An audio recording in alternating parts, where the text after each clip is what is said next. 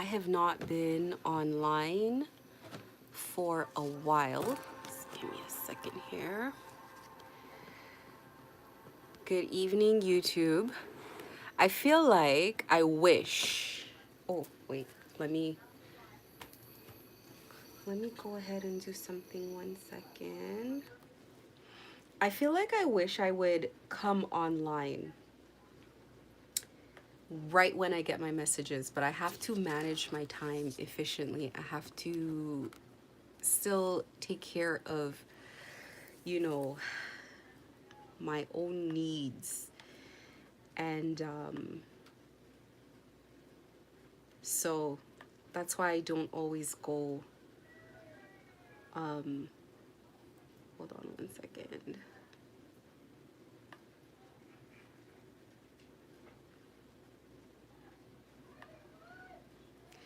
That's why I don't always come online right away when I want to. Anyway, so let's go ahead and start. The message that I have today, and I had this message today is the 10th. I had this message here. Today's the 11th, actually. I had this message here since the 9th on my chest, on my heart, that I wanted to talk about.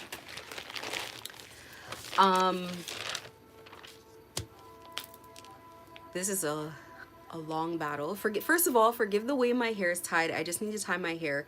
Listen, I've been through this fight. I've been through 2 years of it, okay? I didn't think that I was gonna come on and tell my story on YouTube, and I didn't think that I was gonna be giving anyone advice. But when I felt called to do so, I wasn't surprised either, because this is so grueling, this is so tough, that I know that the bits of information that I have that I could pass on, these are things that I absolutely have to give. These are nuggets of wisdom and pieces of information that people need. So I look at this situation as, I truly look at it as life or death. And so that's the reason why I don't necessarily, where's my sage? That's the reason why I don't necessarily look at the situation and think to myself, let me get all glammed up before I come on here. This is not, for me, a vanity thing. And I hope that people who are coming on here are not really worried about stuff like that. But I gotta tie my hair, I gotta cover my hair. You know, when I'm coming on here, and I just grabbed the first thing and I was getting distracted and I just had to come online. So I just came online in whatever condition. So, you know, that's just what it is. There might be a day where I might be more conscious of coming online and being all cute and whatever, but today's not that day.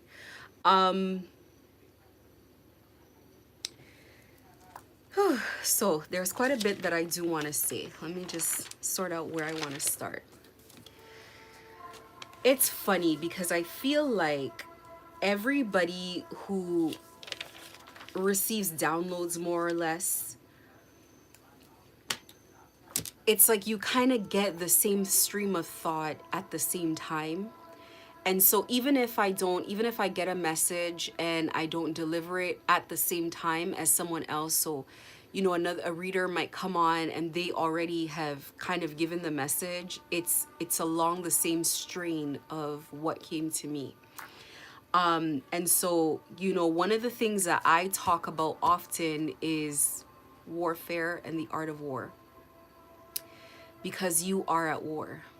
And there's really no way to go around that. You are at war. I think for a lot of people, this is an ascension, if not all. This is an ascension of sorts, because this gang stalking pulls you away from reality far enough to be forced to admit certain things to yourself. There are certain truths that you have to accept.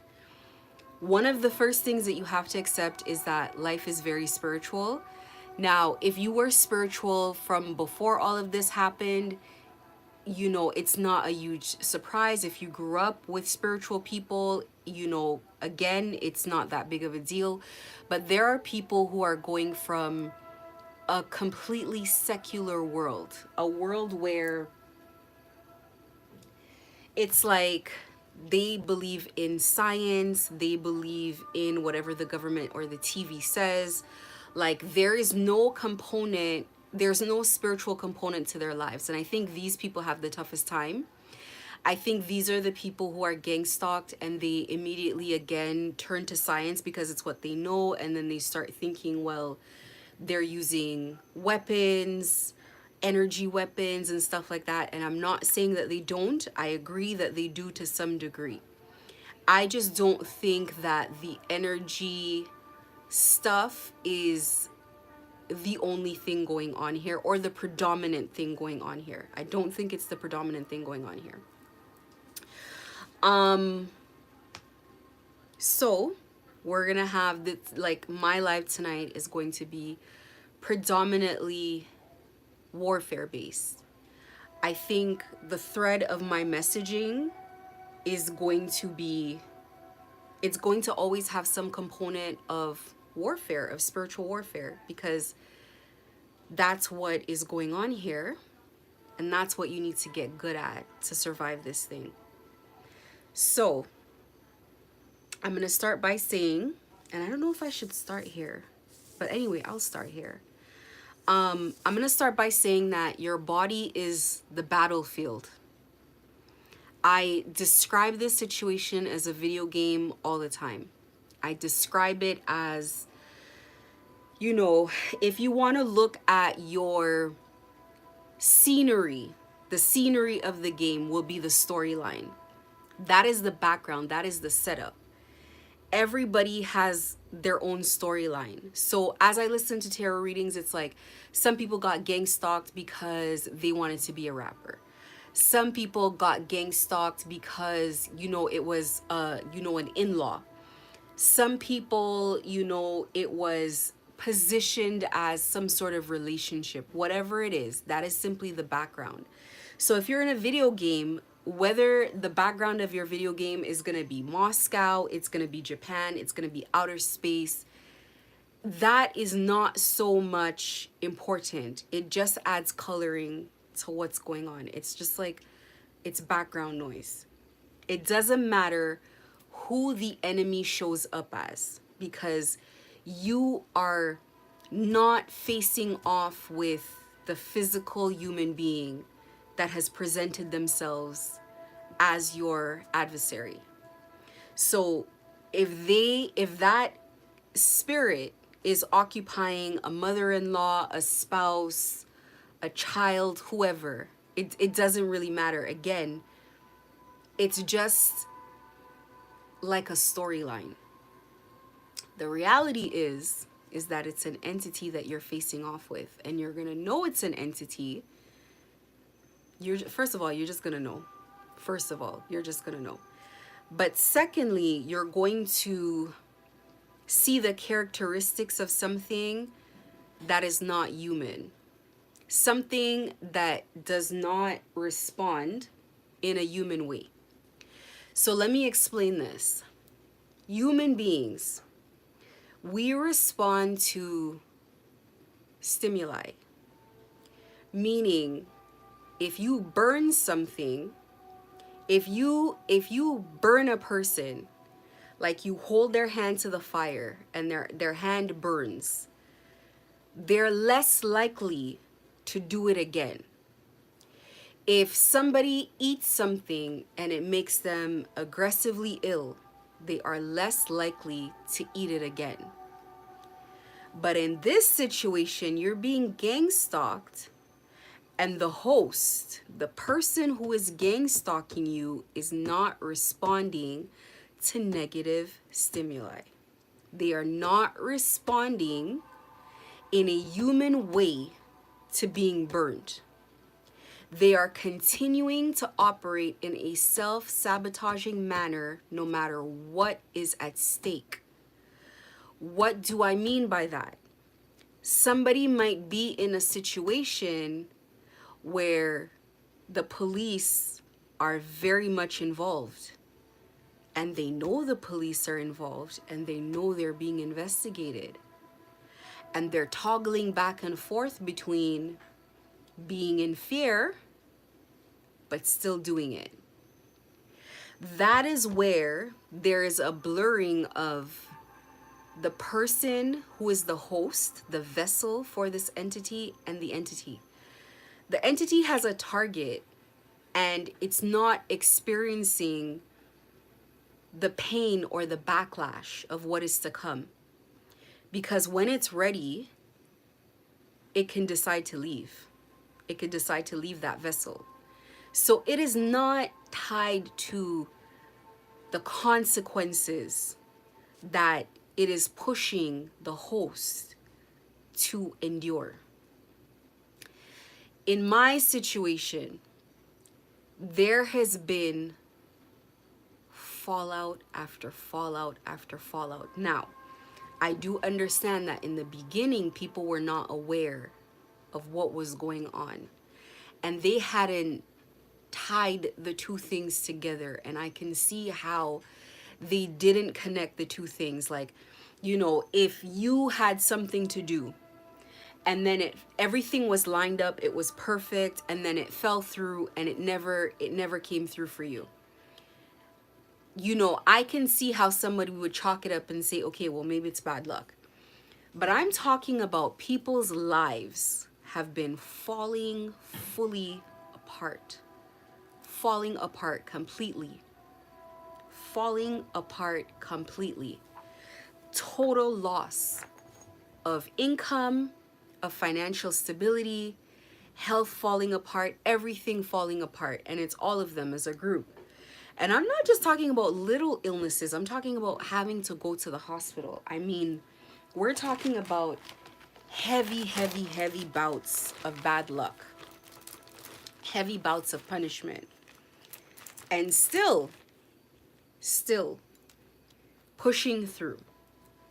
So this is one of the first ways that you're going to know that you're dealing with an entity or a lower vibrational spirit, and not necessarily just with a person. So just by a person being host to this kind of energy, they're already being abused. They are already under attack by hosting this kind of energy. And this is the first thing that you need to understand. So I talked about kind of the scenery being kind of the background of your story, your storyline being kind of the background of this game that is going on, like whatever is occurring. There are going to be multiple sceneries throughout the game. What I mean by that, multiple storylines. So the first one, or the most 3D storyline that you see in front of you, is this person is attacking me, these people are gang stalking me. And then there's a secondary storyline, which is the one I want to talk about, which is what is happening spiritually in the spirit. So in the spirit, what they're doing, like I've explained, is they're binding you to them. Is they're abusing you? Is they're, you know, attacking you on a soul level in multiple different ways? And then, and that's a secondary storyline, and that's a storyline that they can see more clearly. So the first storyline, let's say you're seeing it at your eye level, and then the spiritual storyline is something that the gang stalkers or people working on you spiritually, they're seeing it on their eye level. And then the third storyline is something else that maybe people don't always consider, is that you are in this thing. It is a part of your journey. It's not an accident that you're here. It didn't happen by accident. It didn't happen by, you were guided here, and you were guided to learn, and you are being trained. That is the highest perspective of this situation. That is the that is the perspective that you need to look at this thing from. So this is the one that I want to talk about. I want to start by talking about me personally, so you get a little bit of background. I don't even know how far back I should go, but I can go back as far back as I want to go back and it would still make sense. But I'm just going to start with when it started during COVID. Now, these people, as I've mentioned in other lives, have been hovering around me from before. These people have wanted to catch me, if you will, from before, and it hasn't worked. And I guess they've just kind of like brushed it aside and moved on, you know, been disgruntled and moved on. Maybe kept an eye on me, but moved on. It wasn't that big of a deal. When it became something that was a bigger deal to do was when they were paid to gang stalk me, paid to get me away from my ex. And I think it was taking longer than it needed to, and it wasn't working. And again, by design. Now, it's so funny because everything that has happened, from a lower perspective, it looks like everything that has happened has been, it's like anything that could go wrong has gone wrong. I was living in a neighborhood that I don't just think my neighbors were turned against me to make them gang stalkers. I think my neighbors were already gang stalkers from before I got there. Like, it was a little gang stalking hub. That's what it seemed like to me.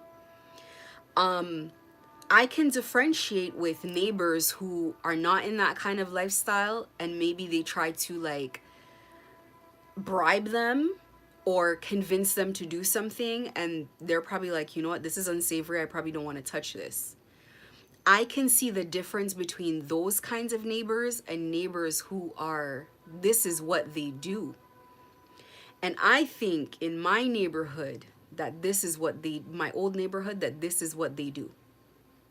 I could say that with a fair amount of confidence in my gut that this is what they want to do. So I end up with, and I was looking around for different homes to purchase, but I end up with a particular builder. I end up with particular neighbors in a particular neighborhood. That's what I think. And I end up in a particular like area in general. And so I'll tell you, I wasn't gonna buy the house. Like me, if it were left up to me, I wouldn't have bought the house in the middle of COVID. I wouldn't have done it.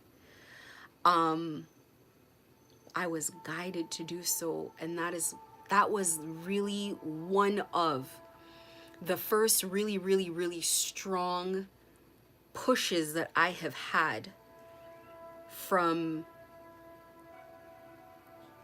I want to say, an energy not outside of me, but separate from my consciousness, that was saying, this is what we're doing. This is what you should do. And it's like, if I created an obstacle to doing it in my mind, this energy was like, no, you can do it. Oh, I don't have the money. No, yes, you do. Oh, I don't have the income to afford it. No, you'll be fine. Oh, I don't think I could. No, you're good. And it was like, God, I can. Maybe I can. And I was going back and forth with this decision so much. I kept thinking to myself, like, a part of me was like, this is illogical. People around me were like, this is not the right time. And it was like, I did it, I made the move, and it flowed. So I find myself in this neighborhood, and it's almost like being put in a situation where someone trusted me to be myself. And it's like positioning someone in a role that you know that they're very well suited for. Because first and foremost, there are things that there are things inherent, qualities inherent in me that God did not have to push me to do anything. She knew exactly how this was gonna go without having to think twice about She just knew. First of all, I just do not believe in a criminal lifestyle. It's just not for me. It's not something I want to do. Second, I would prefer to have less money and not participate in these kinds of things, because I don't like being up at night, looking over my shoulder. Oh my God, blah, blah, blah. I don't, it's not for me. Having to cross the border all the time with like, I couldn't do it. It's not for me. Secondly, I don't like people telling me what to do. Freedom is more important to me than comfort. The people that remain in this situation, it's because comfort is more important than freedom. My freedom is more important to me than comfort. Honor is more important to me than comfort. Being respected is more important to me than comfort. So making a situation uncomfortable for me and taking away my freedom over my life, my mind, and most definitely the trajectory of the life of my children, it was just not gonna happen. The other quality is I don't mind dying. There are people that is a worst case scenario for them. They very much look at life and they think, I want to stay alive. I don't see the point of staying alive in certain conditions, like being a slave. Get me out of here. Let's get to the next lifetime. I don't like this one. That's how I see it. I'm not going to spend a lifetime as a drug mule. I knew that right up front, and I knew that my children were not going to be left behind, and I knew that it wasn't going to work out that way. It just was not going to work out that way, one way or the other. I would have said a prayer, apologized to God, and let her know that I'm ready to come home, because this one is not for me. I just knew in my heart it wasn't for me. So this was not a situation where anyone had to push me or say, hey, stay in this battle. And what it's like, give up and do what? Be a slave? Like, they're just, and this is the first thing that you have to do. You have to decide your non-negotiables. You have to decide what it is that you just cannot tolerate. And it's easier for some people than it is for others. Like, when you're getting some sort of benefit, which is the way that they approach you, when you're getting some sort of benefit, but behind your back, they're holding a gun behind your back, or they're holding I don't know, what would you call it? A mallet or whatever. They're controlling you behind your back, manipulating your reality, creating illusions everywhere, making you question yourself and your sanity, what you know from what you don't know, who can you trust from who can you not trust. Once you're in these kinds of situations, there's no amount of money you can give a person like me to remain in an illusion.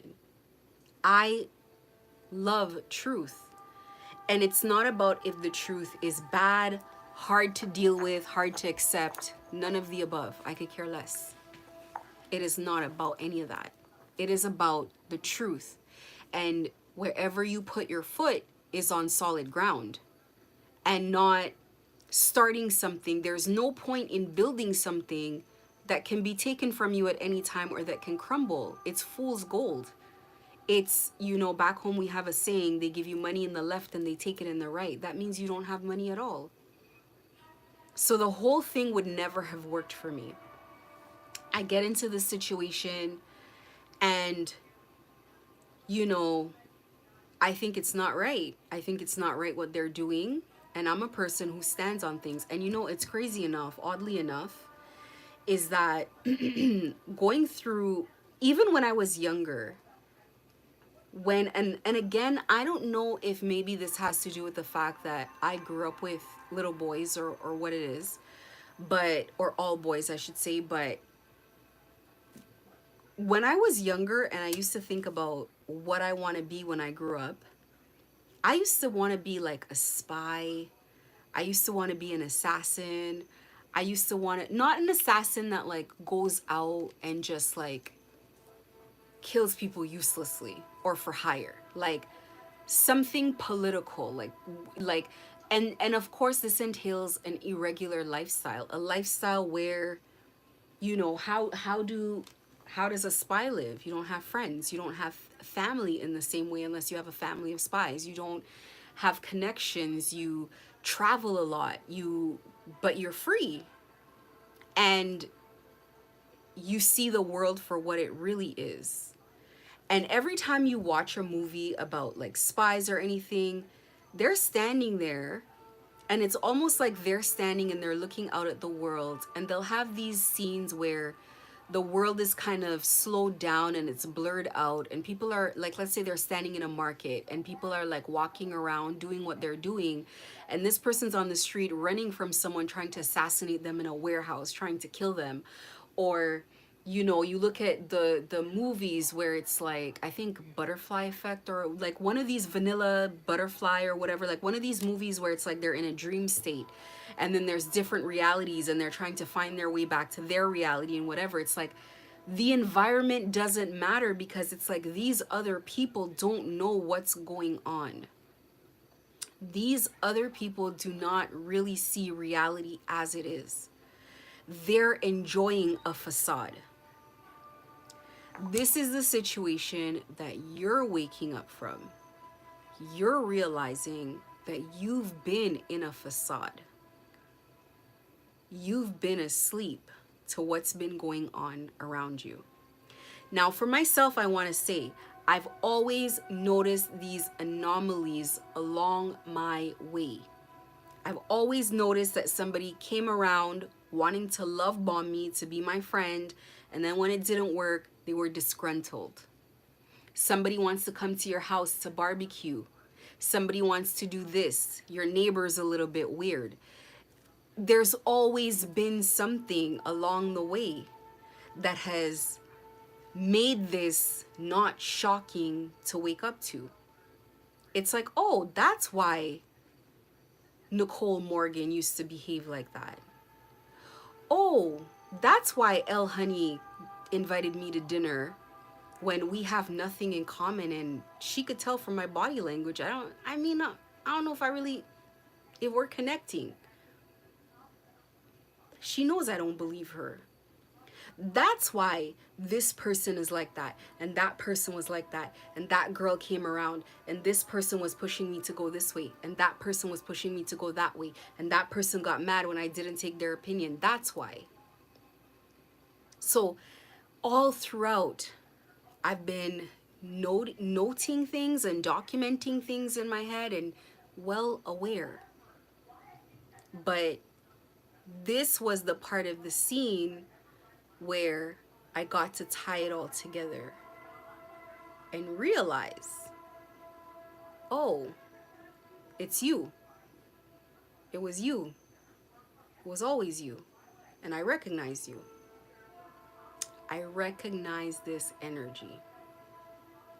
So, what was happening as all of this was happening is, before I was ready, they wouldn't let it occur. They kept knocking it out of my hands, because these people were approaching. They were circling. And on top of them circling, it's like they kept trying the same thing as I was progressing. But the scene had not been set yet properly. The scene had not yet been set properly for me to embark on this journey as I should be. So whether it was I hadn't amassed enough income yet, I hadn't met the right people yet, I hadn't moved into the right neighborhood yet, I hadn't learned the skills that would carry me through this journey. I talk about meditation. When I learned to meditate, it was just such an odd thing, because you would think someone would have gone through something traumatic to just all of a sudden start picking something up like this. And I remember thinking to myself, like, why am I doing this? But there was a strict adherence to meditation on my part. It was strict. I would not eat before I meditate. I didn't want to turn on my phone. Even now, I'm a little more relaxed with meditation than I was back then. I wouldn't turn on my phone. I wouldn't scroll on Instagram. I wouldn't do work. I wouldn't let the kids do, like, the meditation first. And then when I was done meditating, I would focus on controlling my vibration, controlling my mood. Then it was like I went through phases, and this is way back, phases of controlling, you know, my sexual urges. To be okay, let me be 100% honest. It never really was that crazy to begin with. I've just never been that person. There wasn't much to control. People would feel like I was behaving like I was better than them because I just didn't see the point of certain things. It had nothing to do with that. I can only respond to what I feel, and I just don't feel it. I don't feel it. I've gone through things with, you know, my eating habits, with working out, with my discipline, with so many different things. And all it really boils down to is really getting control of your lower nature, getting control of your vessel. And I was embarking on doing this at such a young age and not realizing that I was under training and had no idea. And it was very much, it felt self-directed, because it's like, okay, you like food, you enjoy food, but you know, look what's happening to your body. Do you enjoy living like this? No. Okay, now you got to lose the weight. Was it easy? No. Okay, see why you don't do it?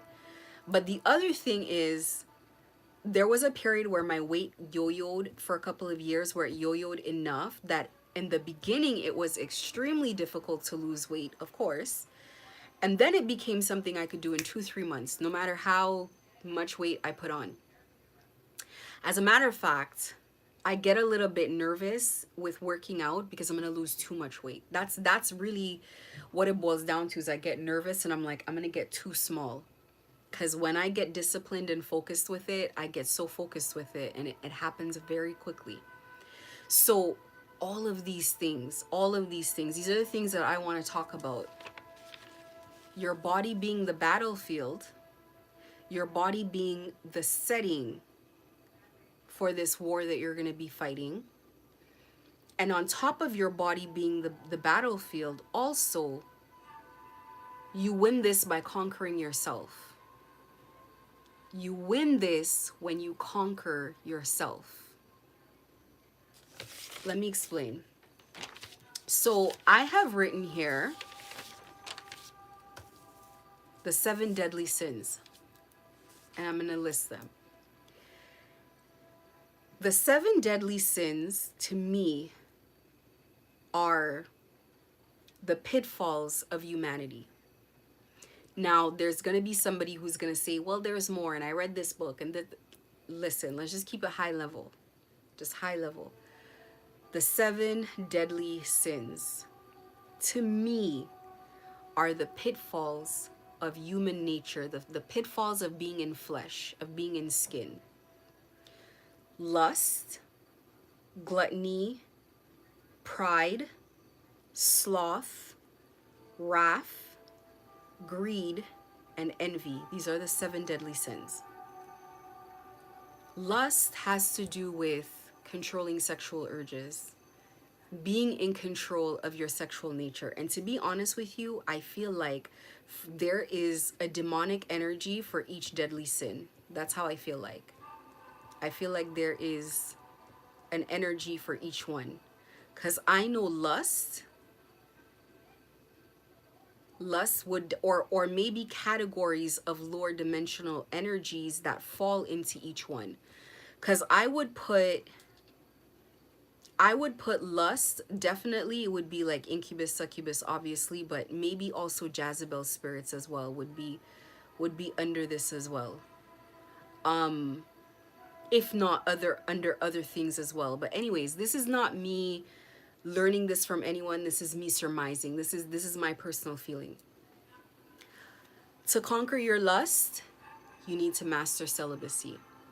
That's where it starts. If you can handle celibacy, then you do not have to get yourself in any situation where someone can attach something onto you and then use that to control you because you can't control yourself. If you are going through gang stalking, you're gonna have to be celibate. Even if something wants to attach to you, there's nothing to feed it. And celibacy is not just the physical act of not having sex. It's also not lusting either. It's not watching porn. It's not imagining. It's not masturbating. It's none of the above. It's completely starving this energy in every single way. It's making sure that intimacy is something that is used appropriately and not against you. So that's one. Gluttony is your relationship with food. One of the things that I've been attacked with is, I remember the first time, and I was not yet, I hadn't gone through my ascension. Somebody gave me food, Daisy, she gave me food. And that was the first and last time I ate from her, and I started gaining weight. And whatever she gave me after that, it's like I'd throw it out. At that time, I was still people pleasing. I was still, you know what? I don't want to, was it people pleasing? Just don't like conflict. Don't like conflict. So it's easier for me to just say, okay, sure, and toss it. Amina Bello tried to feed me. Okay, no problem, and toss it. As a matter of fact, I remember the last time she gave me anything, I asked her if she wanted her dish because I had already thrown out food plus dish. And I was like hoping she would say no because I was like, I don't have the girl's dish. I threw the whole thing out. Because you can sense and you know when people come around you with nefarious intentions. Well, I can anyway. I don't know for everybody. I'm not going to say you can because I think a lot of people can't. That's why they find themselves in this situation or they ignore their intuition. One of the two.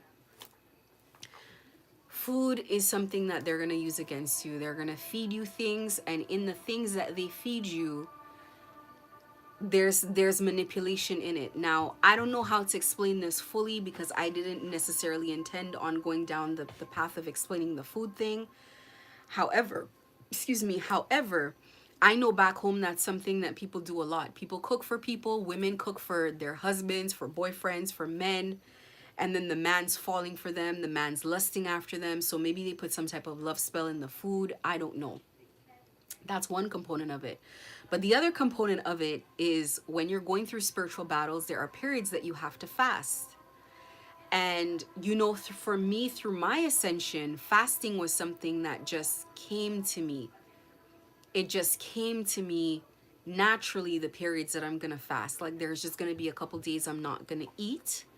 I might drink, I might have a coffee, but I'm gonna keep, you know, the Holy Spirit very close to me for the next couple of days.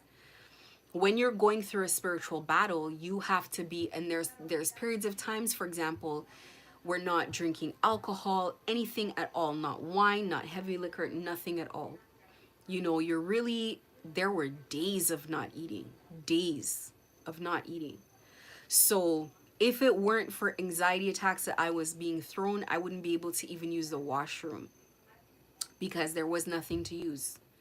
So it's like you got to get a hold of anything that makes you feel out of control of yourself. Ego. You got to conquer this ego because it'll get you in trouble. I have had to, what came off as people pleasing was me being humble, me valuing the experience that other people have with me enough that I'm not trying not to offend someone so that they can like me. It's just that the thing that I could be arguing about or the thing that I could be debating, I realize that they're gonna go on their journey anyway. Like if I say the grass is green and somebody's saying no, the grass is red, to me, I just feel like if they're meant to know and be certain that the grass is green, they'll go on their own personal journey and find that. And then what I found was later on, when they find that the grass is actually green, maybe months, weeks, years after, they're probably going to be embarrassed of themselves because they're like, I argued this person that the grass was green, but the grass wasn't actually green. Who cares at that point? It's easier for me because of conserving energy conservation. It is easier for me to just say, okay, sure, and move on with my day and not have to be right. This humbling or control over the ego is needed because there are times that you are going to be given instructions. Actually, to tell you the truth, the bulk of the instructions you're going to be given, you're not going to have any explanation for it. When your intuition is guiding you, it's guiding you with feelings, not with words. It cannot give you a paragraph of this is why and this is why and this is why, unless you come to these conclusions yourself through observation or whatnot. When you're being guided, stop talking. Don't do this. Don't respond. Don't retaliate. You're not given the reason why. You just have to obey. You just have to listen. You have to kill your ego right away. And you can't. Is it difficult? Of course it's difficult. You're going to be disrespected over and over. Disrespect for someone like me is different. Disrespect for me is like someone taking me for an idiot. That I think is disrespectful. So there's different components to all of that for me, but you know, it's going to be hard to chain your ego. And if it's something that you haven't done before going into this, then you're going to have to do it while you're in it. This battle is very tough when you haven't conquered yourself and you haven't conquered your lower nature, because on top of the fight that you have, you're fighting yourself first and foremost. You're fighting yourself. You're fighting against your lust. You're fighting against your pride. You're fighting against greed. Sloth is laziness. Laziness is not wanting to build something on your own from scratch. Laziness is wanting to take a handout in a way from people you know are not good people. You know that what you're doing is not right. You know you're holding hands with dangerous people. So when you find yourself in a dangerous situation, you really can't be mad, sad, or surprised, because you knew what was going on here. You maybe just said whatever you needed to say to yourself because the money looked good. Let me tell you an example of that. I went to go see a reader, and for whatever reason, I was just drawn over there. Now, I know when I'm just being drawn somewhere. My feet just start moving. I just get pulled in a direction. No thought has gone into it. It was not planned, nothing. So I go over there.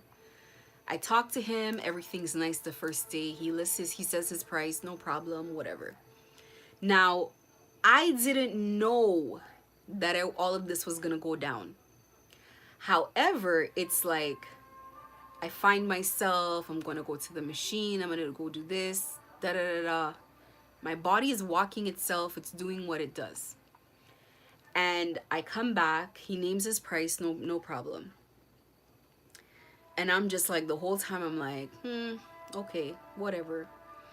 He says a bunch of things that are the way listen, I'm not going to go into why. I already picked up on what was going on.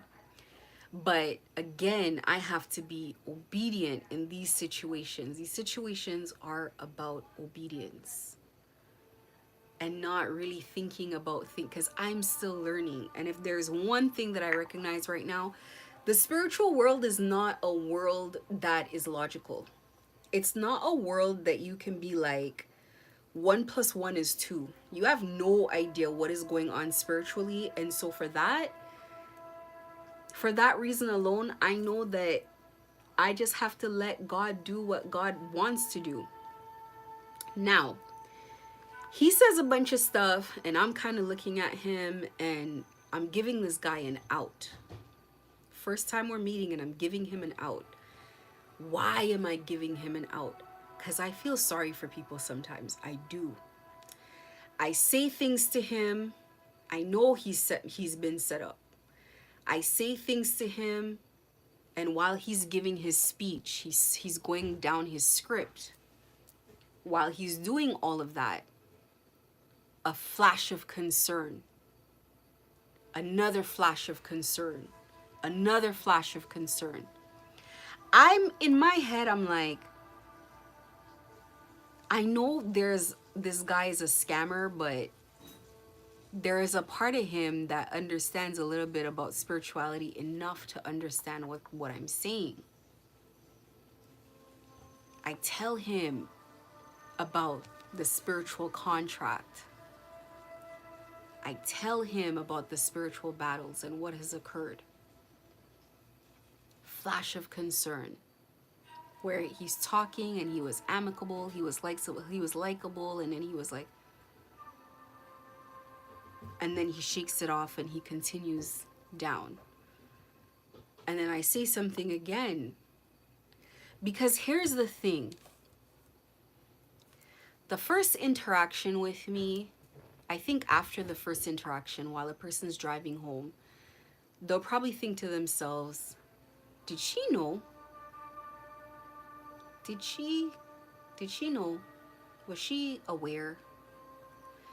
The second interaction, it's like, oh, she knows. She's playing along. She's playing along. She fucking knows. The third interaction, if there is a third, if there even is a second, by the third interaction, what are we doing here exactly? He bypassed all of these very serious red flags. These, for a spiritualist, this is beyond red flag. For a spiritualist, this is one of those jobs you're supposed to refuse. I know times are hard, but a real spiritualist knows that taking certain jobs will make times harder times 100. If you barely had money to scrape by after taking some jobs with some people and the kind of energies that they're dealing with, you're not even gonna have a house with a fridge to worry about how you're buying food. Come on. So it took the second visit, and I see, and that's the thing, with every engagement and every interaction, it gives you something as well.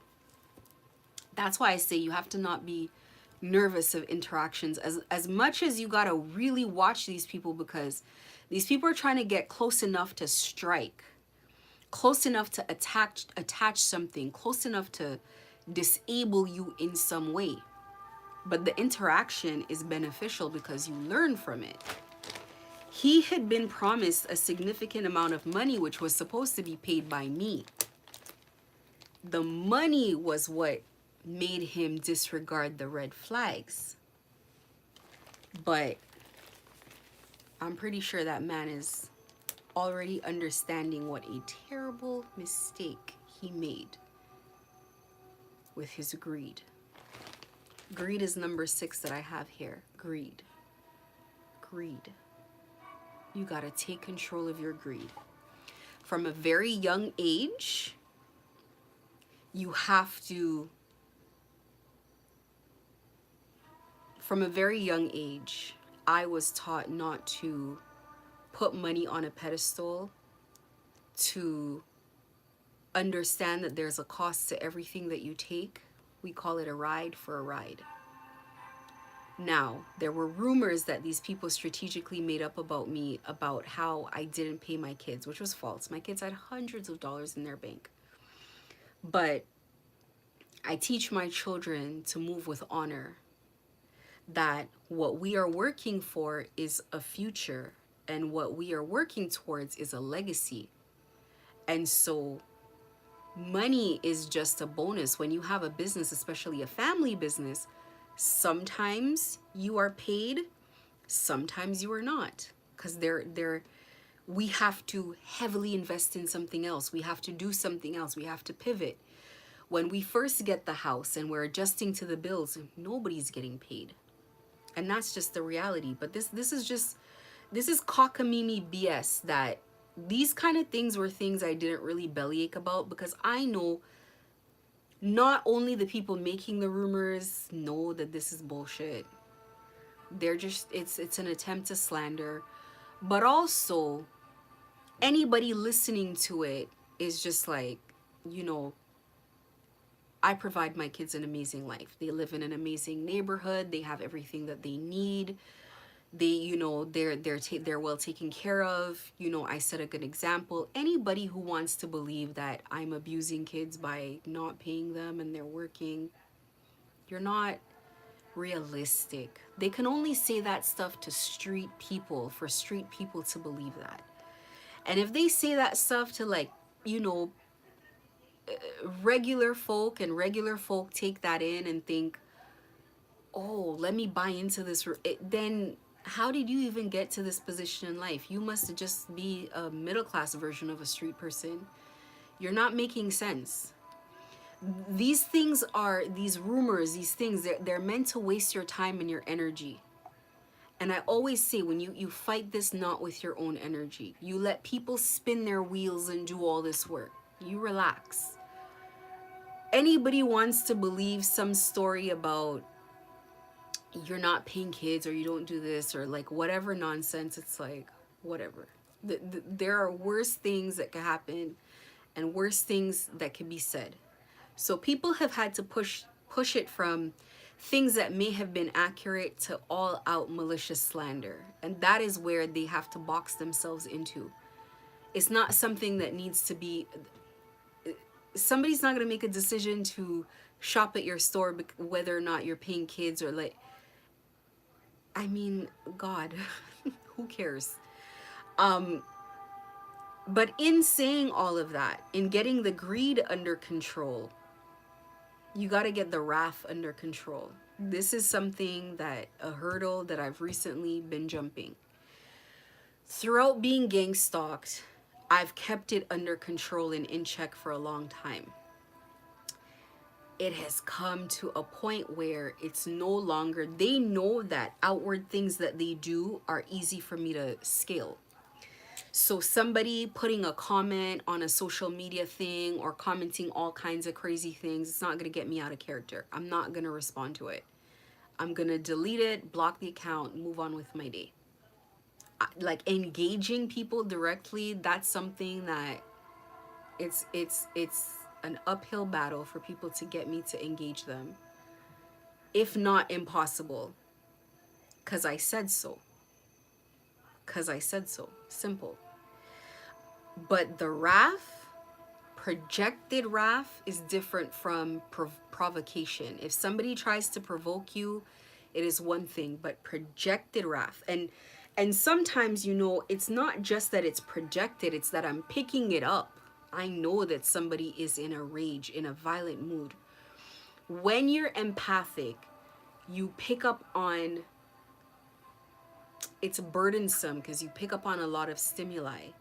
It's like when people say they don't like being in crowds and they don't, it's too much, it's heavy, it's suffocating, it makes you hyper aware, it's too much. Sitting with one person is already so draining, even if they didn't complain, even if they're nice, even if they're blah blah blah. I don't feel rejuvenated from sitting with people. Most empathic people, it's like very rare for you to feel energized by people. It's quite the opposite. So it's like, and that's different from being introverted. These people pretend they're very smart. And I remember somebody said, oh, you're an introvert. One of the gang stalkers, because you know, they're always trying to study you. Oh, you're an introvert. Anyways, Google is free, but whatever. Moving on. You got to get that wrath under control, because it's going to get you to react quicker than you should. And reaction times are important in everything. The moment of pause is what gives you enough time to consider what you're doing. That's why they like to get you in situations where you sign up quick, you do this quick, you get over here quick, everything is quick, quick, quick, quick, quick. Oh, let's do this. Oh, I need a dress, but I need it for Friday, and today's Thursday. So you can hurry up and give them a dress quick without thinking about it. You need time to think, and rage takes away, it speeds up your reaction time. Now, when you go back and explain to people why you did something, something annoyed you, something this, something that, it doesn't excuse the consequences of your actions. So you are in self-sabotage mode because you're in a rage. You have to get that under control. And envy. If I looked at all of them, I want to think envy is the worst to me. Maybe it's because it's the one that I cannot relate to. But envy will walk you, listen. Envy is like the all-encompassing one that blinds you to everything around you. Envy puts you in a situation where nothing in your life is good enough. No matter what you have, envy is something that makes you look at people with less than you who are simply just happy with less. And it makes you throw away all you have going on to try to get something that doesn't even fit you, that you're not even gonna enjoy. Everything that envy is a master illusionist. It plays games with your mind. Envy makes you covet things that will destroy you. This whole thing here, I didn't need tarot to tell me this was about envy. I felt it. I felt it on Daisy. I felt it on Amina. I felt it on John. I felt it on people that came to my store. I felt it. People have different reactions. I think the people who are safest, who envy, are people who they feel envy and then they can't take being around you, so they have to ghost you because they can't really accept being close to you, feeling inadequate. These ones are the safest because at least they know enough to not, they know that they don't enjoy what they're feeling, so they're going to pull away. I think these ones are the safest. The ones that continue to put themselves in your vicinity and try to sabotage you, envy gives you this time frame where within this time frame you feel in control right up until where you fall off the cliff. You feel like absolutely everything that you are doing is sabotaging this person. And when envy finally decides to step aside as you fall off the cliff by yourself, that's when all the illusions lift and you realize, like, I might have had a great life before I started attacking this person. I might have had way more than this person. What I was doing was probably more suited to me than what this person has to do. In my case, it's like a spiritual contract that someone wants. And this contract comes with a level of discipline that this person is not capable of in any lifetime. Self-mastery that is, it's a restrictive lifestyle. It's what someone would consider extremely boring, mind-numbing even. Years-long celibacy, not orgies.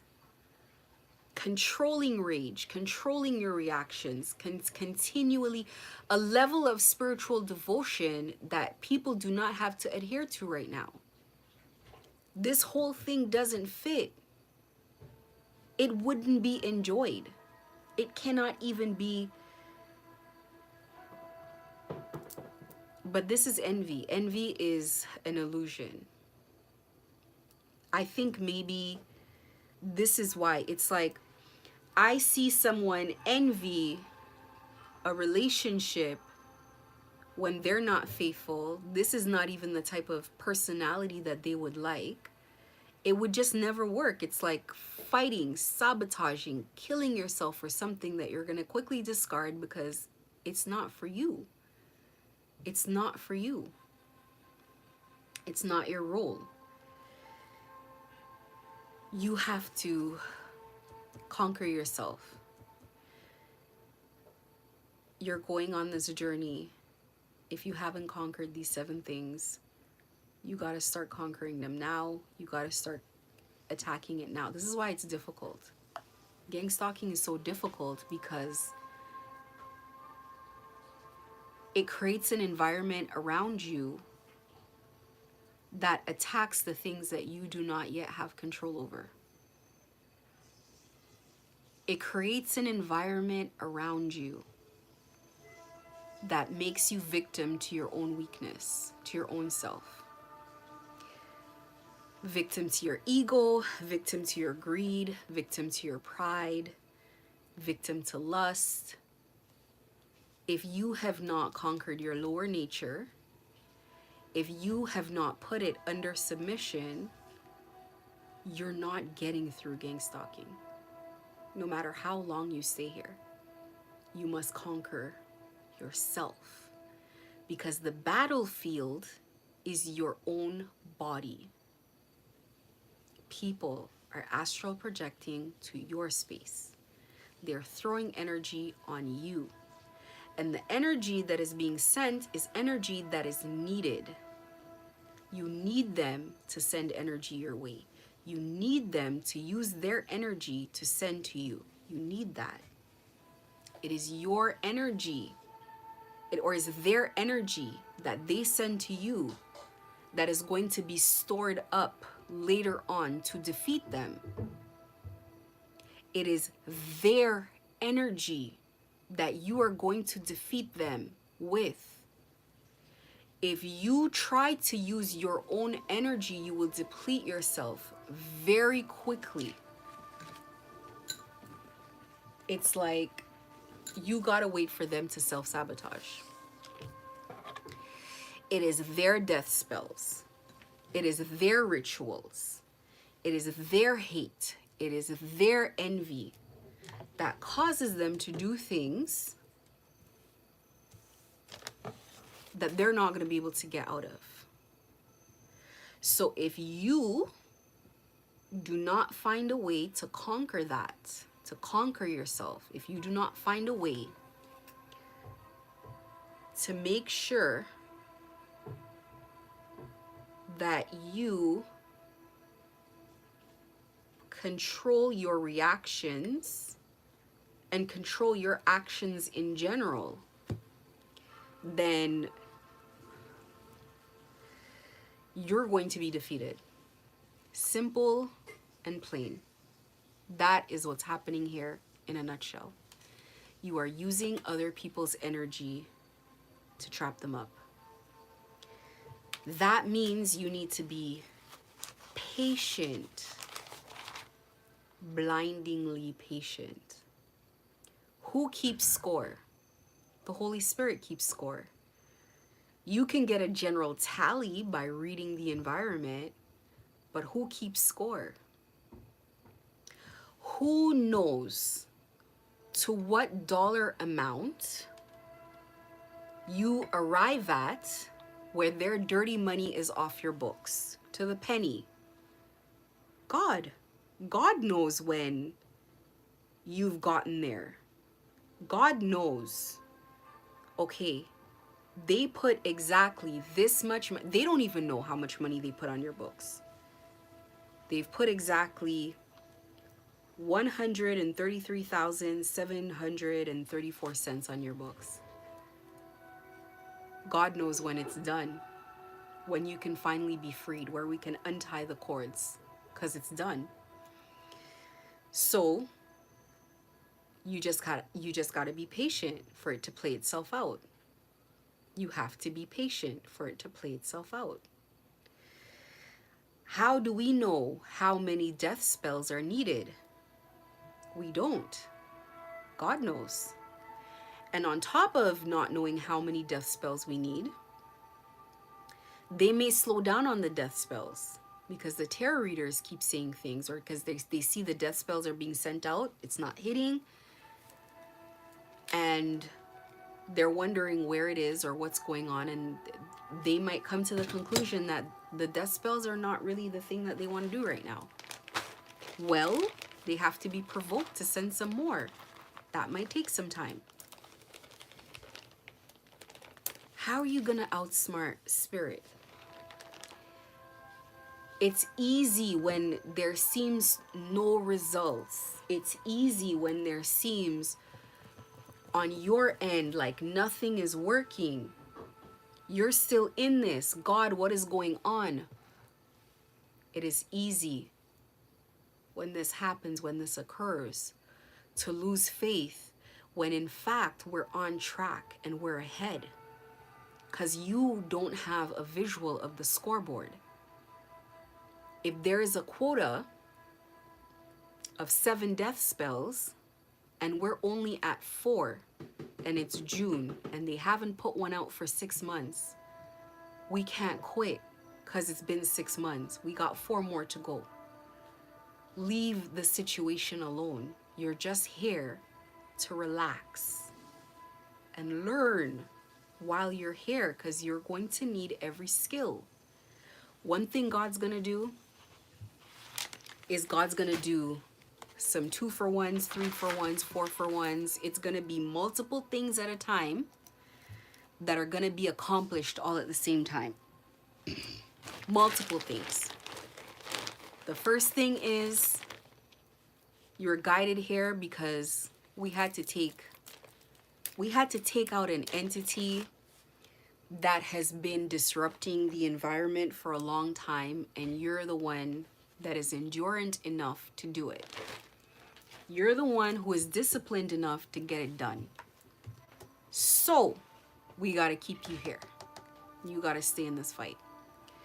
2, we're going to go ahead and use this fight to train you at the same time, to open your eyes and to show you what's going on, to ascend you.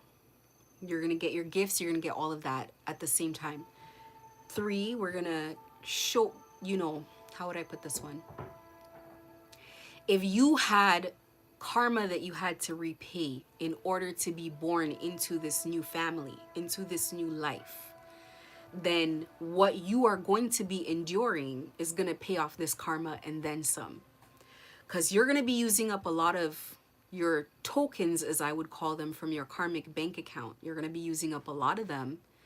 And this situation is going to restore it back, plus some, so that we can go ahead and make sure you have a good life after. Because this is going to exhaust it. What do you have good karma for?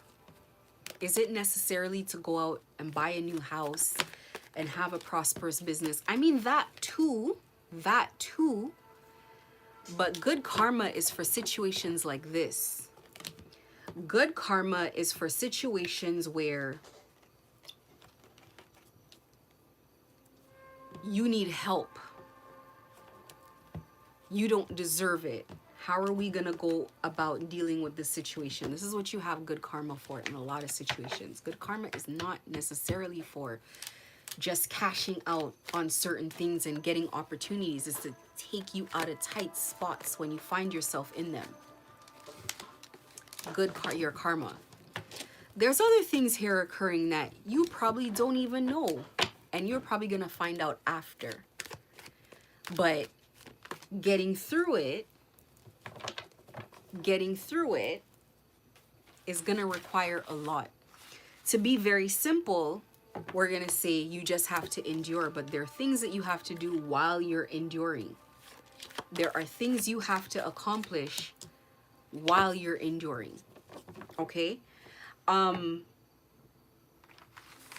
When I say you have to remain strong and you have to remain patient, I don't mean you have to be perfect. It's understandable. You slip, you get back up, you do better. You remain committed. Let me talk about strength. All of this is about like exercising a muscle of some sort. Hold on.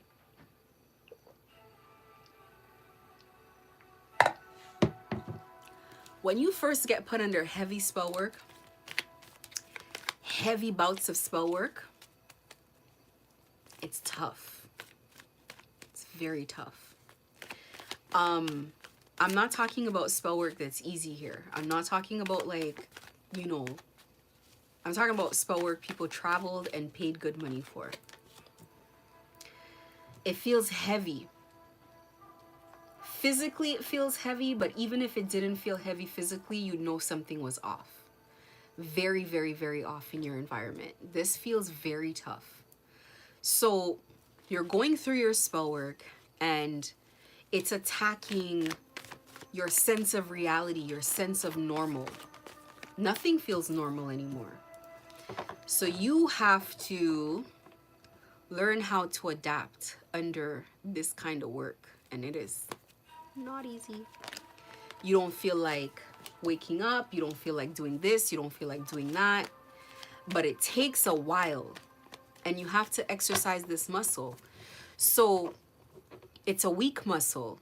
It's a muscle that doesn't know how to deal with aggressive spiritual attack. So you have to learn how to, I mean, okay, so for people like me, I'm going to go to work regardless. I don't care what's going on. I don't care how much spell work. I don't care. I don't take days off. Doesn't matter what's going on. It's just how I am. And it doesn't matter what, if I need the money or not. It's just not, it's not about that. It's not about that for me, but that's personal to me. There are some people that are looking for an excuse not to go to work. They're looking for an excuse to go party. Everybody's different, so everybody does not have to be the same. You know what I'm saying? Like, if you're one of those people, like, I like working, I enjoy it. However, when you're first going through this situation, you need to know that you have to adapt. You must adapt to grasping at the feeling of normalcy. You know that you're going through something. The gang stalking thing, it's a whole process. It's a whole thing that they start on you. It's a whole thing. It's a whole system. And part of that system involves, taking away a feeling of feeling normal. Even if you're in your house, you're under anxiety. Even if you're alone and nothing's happening. That's why the police and they don't understand it. Because they've never been through it. They don't get it. You haven't felt normal in forever. Everything is upside down. It's like you're in something. And I don't know if that is when you first get into the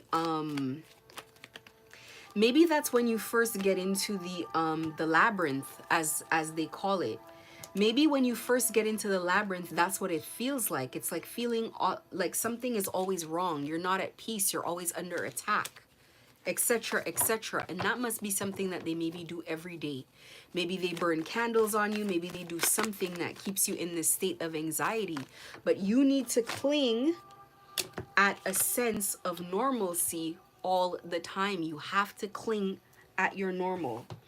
This is going to be one of the toughest things that you're going to have to do, and is one of the first things that you're going to have to do. You're going to have to find the feeling of normal. You're going to have to imagine, what was it like when things used to be normal? And you're going to have to hold on to that feeling for dear life, and you're going to have to keep holding on to it.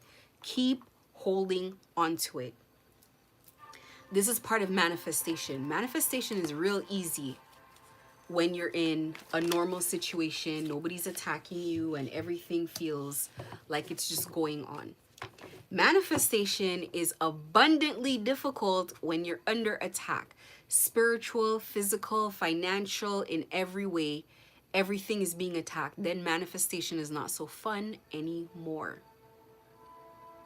It's not easy imagining abundance, imagining making money when you're in survival mode, when you're worried about bills, when you're worried about how you're going to get through, when you're not seeing progress. It is not so easy. This is why you must find the feeling of peace, The feeling of normal, the feeling of prosperity in desperate times, at war. Because war is not an environment that is conducive to building, to growth, or anything else. How can you build anything when bombs are being dropped on every building? You might be headed to the registrar's office to go register a document and the whole office gets blown up. That's why you can't build in war. You need to find the feeling of normal while bombs are dropping. So this is the first thing that you got to do. What does that actually look like? Finding your feeling of being normal. I'm going to tell you from me. When I first started going through gang stalking, I think the first month or two, it's like things fell apart. The kitchen wasn't being cleaned. I wasn't making up my bed. I wasn't putting my clothes away. I don't remember the last time I did laundry. I wasn't changing my sheets as often. I wasn't taking care of my house or myself. I was under attack and I had other things to worry about. How did I take back my normal? Number one, I started making up my bed again. A simple action that has a huge impact. I wake up earlier, I make up the bed, I take my time in getting ready, I put on nice clothes. I make myself a breakfast before I go to work. I make myself a smoothie and some sort of breakfast. It is not because I couldn't just buy food on the road or I couldn't do, it is the feeling of returning to a normal life. In the midst of gang stalking, you must return to a normal life. And I think I gotta write some of this stuff down so that I'm gonna have to put in a chart because this is really important.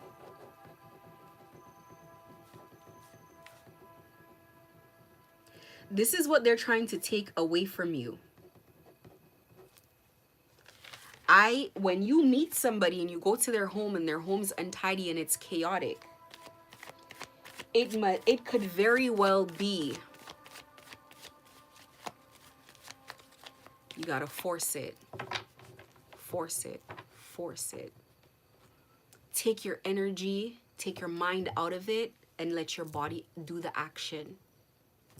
Get up. If you've stopped brushing your teeth, washing your hair, get up and do the action. And repeat the action every day without the mind wanting to.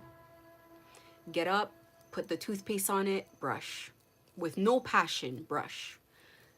Make the bed so that when you come home and you look at your environment, somebody lives here. Cook the food. Say the prayers. Incrementally, it comes back to you. It's a reflex. You come home and all of a sudden,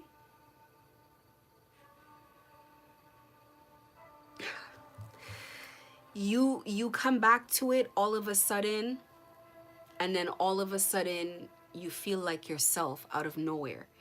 It's like when you go to the gym and you're overweight. Anybody who's had that experience, you're overweight, you're not in shape, it's so difficult and you're really just pushing yourself. And in the beginning, it's tough.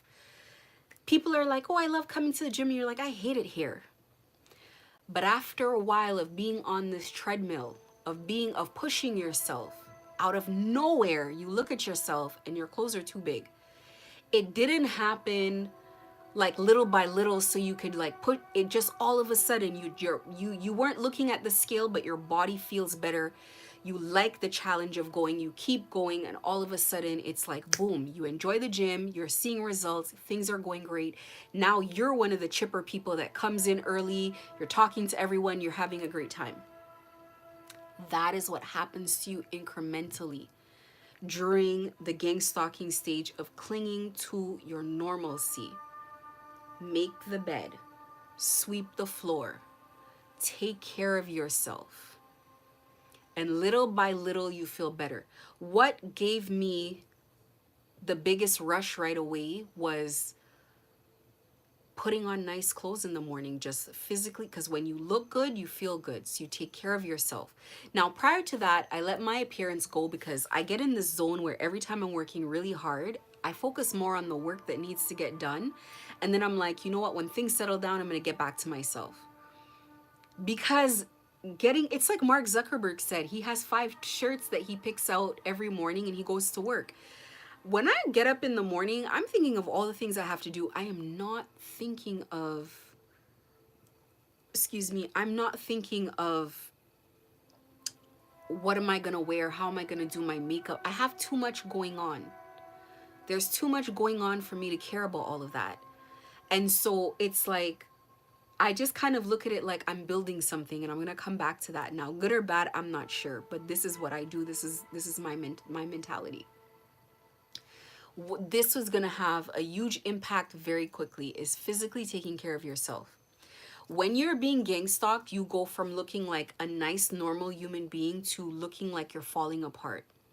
So when you start looking like you're taking care of yourself and like nothing's going on with you, it really puts their back against the wall because they have no physical proof. A lot of what they do is about getting proof that they're working.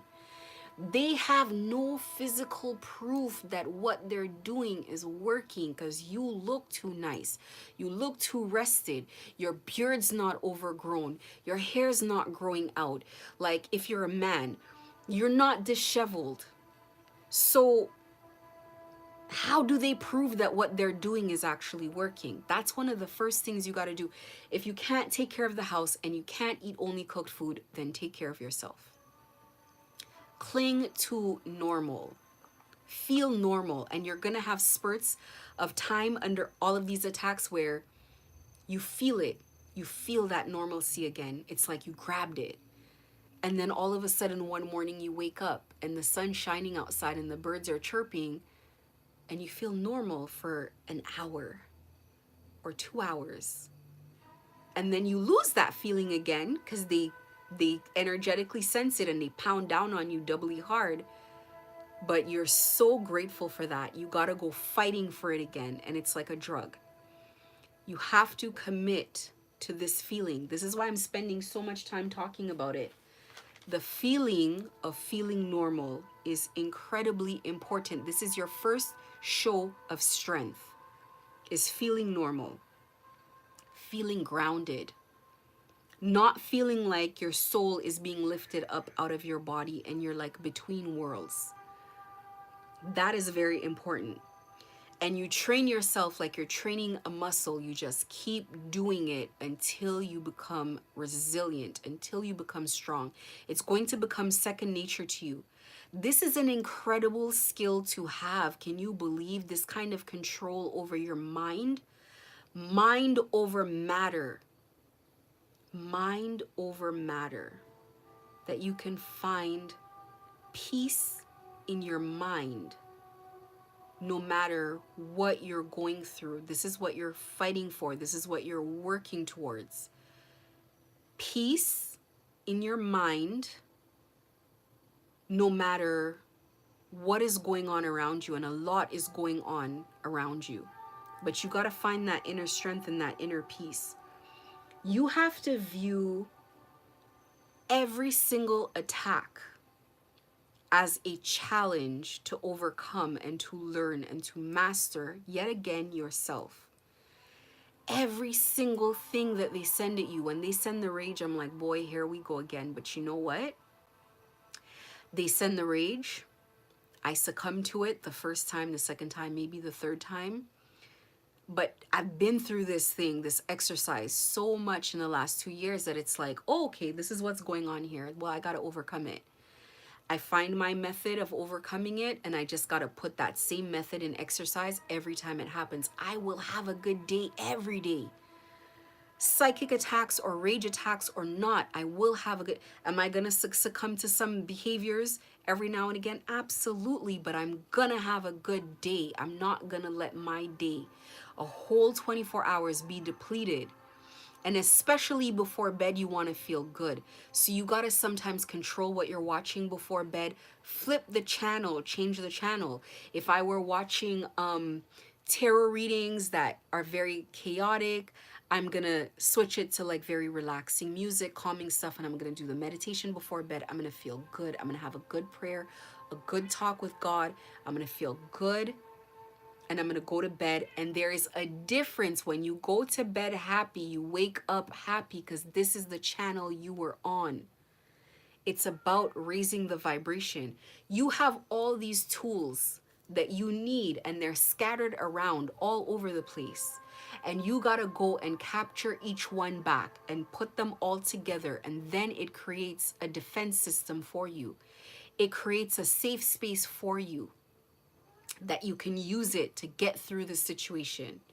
I already knew that going to bed in a good mood would cause me to wake up in a good mood, but I forgot about that one. So now I'm like, oh, that's what I needed it for. I have this in my toolbox. I'm going to implement it. I'm going to use it. That is what it's there for. You have the tools to get through this, and the tools that you don't have, you can go ahead and acquire them. And as you acquire one tool at a time, it takes away one option at a time away from them. Like, damn, the rage attacks are not working anymore. What can we use? What more can we do? Oh, we used to send blinding headaches, but she has a crystal for that. Oh, we used to do this, but she has sage for that. Oh, we used to do that. And that's what you do. You continue to find tools for everything. You cannot control when these attacks are going to stop, and you're not going to be able to control how long it's going to take for this to be done. This is done when God says it's done. So to endure, you need the correct tools. You need the correct things in your war chest to be able to continue to close doors and endure things one bit at a time. It is essential. What makes a formidable opponent? Someone that you have to think twice before you attack. Not the ones that are super aggressive. You can endure 15 minutes of aggression. It's people that don't give up. You know that when you get into a fight with someone, that they're not gonna stop no matter how many years it takes. Remember, you are not in a battle, you are at war. Wars take years. You must endure for years, not months and not weeks. Gang stalking is years long. You gotta close door after door after door after door after door. And the more doors you close, the more options you take away from them, the easier it is for you to endure this chaos. But you become draining when your benefactor does not want to pay people who are unsuccessful. They're gang stalking you, you're getting stronger. They're gang stalking you, you're spiritually growing. They're gang stalking you, you're looking more rested. You went through your stage of looking normal, then you look dilapidated and tired for a bit. Now you're looking better and better, and now you're going to the gym and you're eating healthy and you're... What the heck is this? We need this person to look like they're going through something. And here you are, getting better and better every day. This is not what anybody signed up for when they shoveled over hundreds and thousands of dollars to gang stalk you. You need to endure. That is your strength. That is why you must conserve your energy. If you know you're going to be going through something for 5 years, you react very differently than thinking it's going to be 2 weeks. When you think it's only going to be 2 weeks that you're going to go through something, you're like, you could fight back. You could do all that because you know it's 2 weeks now. You're counting down the days. But when you know that it's going to be 5 years, believe me, you relax a little bit. Like, we're in here for the long haul. You got time.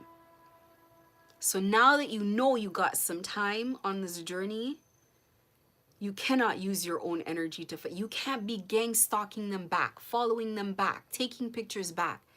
It's but a moment that you're going to face them in public. Unless you're working in a public facing store and you have gang stalkers coming around, or certain, like, there's factors, right? Like when you're around people and you're forced to be around them, they will pound on you. But if you're in a situation, let's say maybe you work from home and stuff like that, then you start knowing, okay, I gotta clear my space because energetically they'll be fighting me. But if I'm walking on the street, this is but a moment. It's not worth it. Now, do you still want to react? Of course. Let me not be unrealistic here. Let me be honest with you. Mastering yourself is not because you don't feel these things. It's not because you don't want to. It's because you won't. It's not because you're not tempted. It's not because it wouldn't feel fun. It's because you won't, because you said you're not going to. It is the control over yourself. That's all it is. Do you want to snap? Do I want to snap? Every time. Do I? No. I just walk through it. Do I feel it? Yeah. But I've gotten the feeling to be so subdued and to be so small that I can walk through it because I made it a priority to walk through it. And I didn't have this advice. This was something I said for myself. I said I got to get myself to a point where I could walk through a sea of gang stalkers and not react. To the point where it's like, I don't see gang stalkers anymore. I see people. Do I know that these people are gang stalkers? Absolutely. How? I don't know, but I know they are. But there's nothing to react to. If you make eye contact with them, they're waiting for you to look at them. They're staring at you. And as soon as you make eye contact, they make that little mocking laugh and that little whatever. And they want that to happen so that they can make you feel uncomfortable and they can make you know that we are doing it. If you walk and you're just straight like this and you do not pay attention, you do not make eye contact, you do not care. Do you know how stupid people feel? That they're standing there staring at you desperately so you look at them. And that's another thing. Don't make eye contact. Just don't. Don't make any eye contact. It is what it is. In order to be a strong warrior, you have to have endurance and strength. Endurance comes from faith, trusting in a higher power that you are being taken care of, trusting that things are working out for you, trusting that this is working in your favor, even if it's just teaching you monumental lessons that you could take with you for the rest of your life. Trusting, trusting, trusting, trusting, trusting, trusting, and putting one foot in front of the other. I have seen extraordinary, what's the word I'm looking for? Progress in my situation. I've seen so much progress in my gang stalking journey. You would not believe. Going from heavy, heavy, heavy gang stalking, as bad as anyone else, because I worked in a mall. I was being pounded 12 hours a day anytime I'm at work. Bullied online when I'm doing my marketing, trying to have a moment of scrolling online. Any way that they could access me, they made my life difficult, on top of spiritual persecution. All the way to where we are right now. People are exhausted. These people are exhausted of trying to abuse me because they know that once an attack comes to me, I'm going to alchemize it. I'm going to learn it. I'm going to close that door. So they know, they know now. They just have a certain window for any attack that they send my way. They have a certain window. It's going to work maybe the first 1, 2, 3 times. And then after that, they're out of luck. They got to come up with something else. They know that. This is the long route to freedom. There's no short route. There's no shortcut.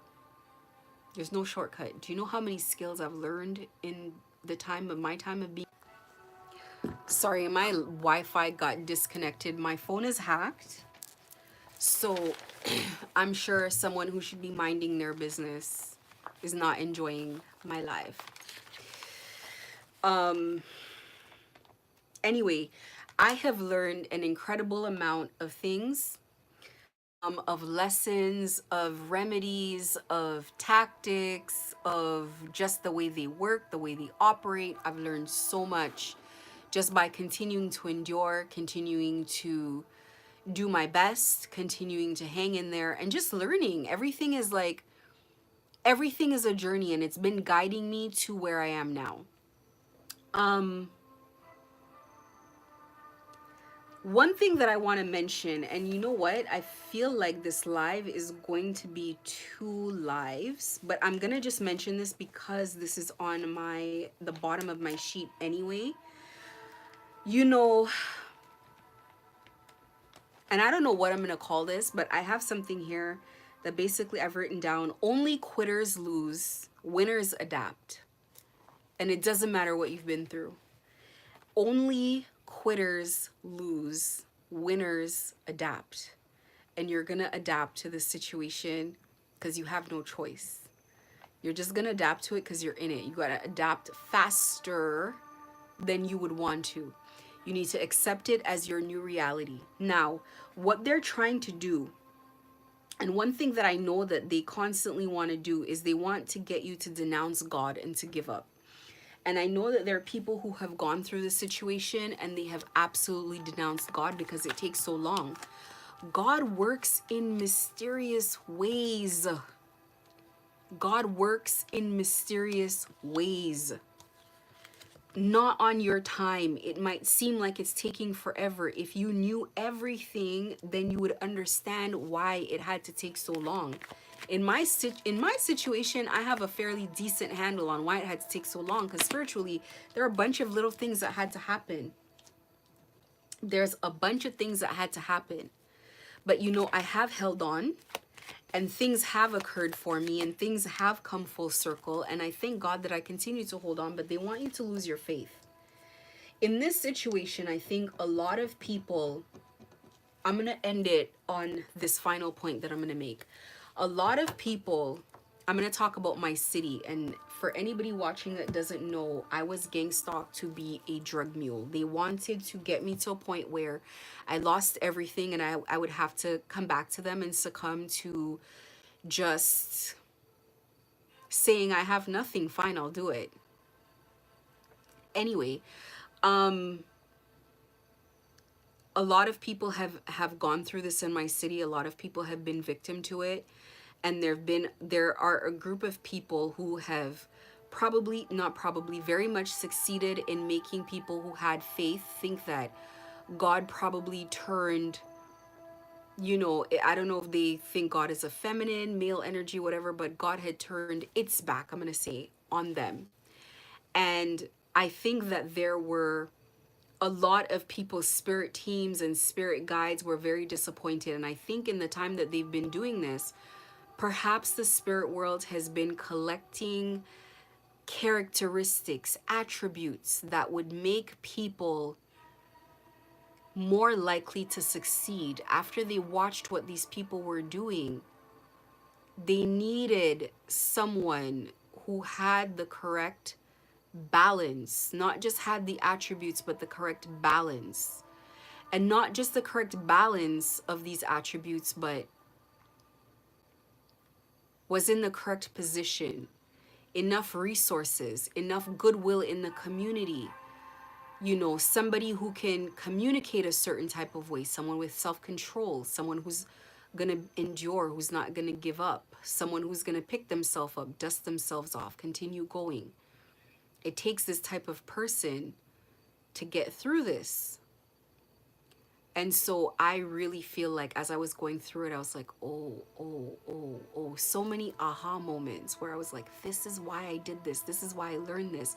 This is why this happened, because it was important. And I can tell you in my situation that people are wondering why this backfire is so aggressive. It is because it's not just my ancestors here. There are ancestors of every single divine being that they messed with are also here in this battle, supporting me as well to break these chains. So if they think it's just my ancestors, they got to think back to everybody that they did this to. This is why it's a spiritual war. So many have volunteered to come here. This is not just one or two ancestors here. This is not a couple ancestors here. This is many.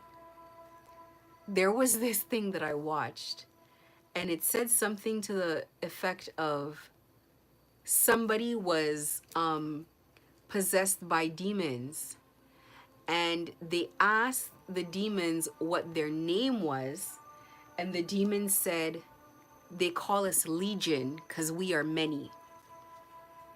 And I laughed because I felt like I could relate to that. I did. There are a lot.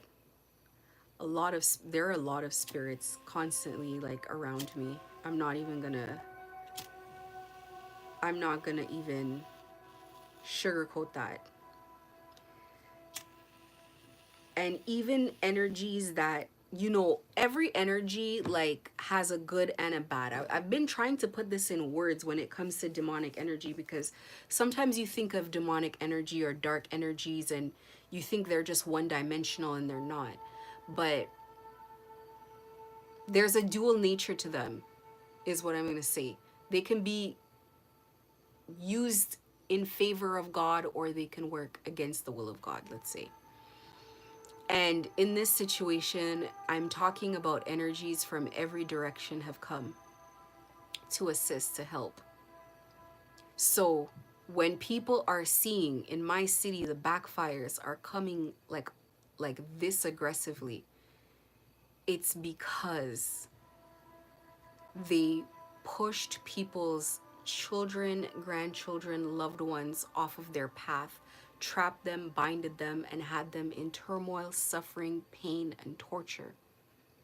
They are torturing people, and people need help. So when I come on here, and I say this all the time, my delivery might not be the greatest. I may be angry. I may not always be. I may be hostile sometimes. It's because the energies working with me and through me are in a rage. I was watching a tarot reading today, and they said people have done work on the angel of death. Now, come on now, please. And I have no reason to doubt the source. It is so crazy. What? These are the people that you're dealing with when you're being gang stalked. These people, there is no low, too low, none. You are just dealing with, you got to leave it up to God, because for you to be personally getting upset, and you got to leave it up to God. You are not dealing with normal people. I have been so shocked throughout my time. I've been so shocked. I can't even find myself personally involved anymore, because I'm like, there is no way. If somebody feels brave enough and strong enough to try to curse death, you could do anything. Hats off to you. Enjoy, do your thing, you know, live long and prosper. I don't know what to say. That is crazy to me. But this is the kind of stuff that they do. This is the arrogance of these people. So when you're in this journey, you're here to endure. Your body is the battlefield. You're being used as a vessel. You're being used as a vessel to fight an entity. There's an entity here that you're fighting, and they need a vessel. Very strong spirits need a vessel. That's why you invite the Holy Spirit in. That's why you pray. That's why you stay celibate. That's why you learn to fast. That's why you conquer your lower nature to make your body a habitable place, a comfortable place. Set your altar, give your offerings, clean your space. They will let you know what they need, and protect your right side. Protect your right hand. Protect both, but protect your right hand, okay? People are trying to separate you from these energies. If you do it right, you're going to have multiple energies that are going to come through all at once. Multiple. And you have to, your spiritual body is like, it's like an airport. It's a portal. It's an airport. That's the best way to talk about it. Energy, spirits can come in and out. They can go. They need a vessel to fight this. You must follow instructions to the letter. No time delays. Sometimes you get told things right before you have to do it because they can't tell you too soon in advance. You're told to do something, do it right away. There's a reason. Trust your intuition. Your intuition is the voice of God. Take your time, breathe through it, relax through it. It'll all come together. Like I said, I'm going to close it out here.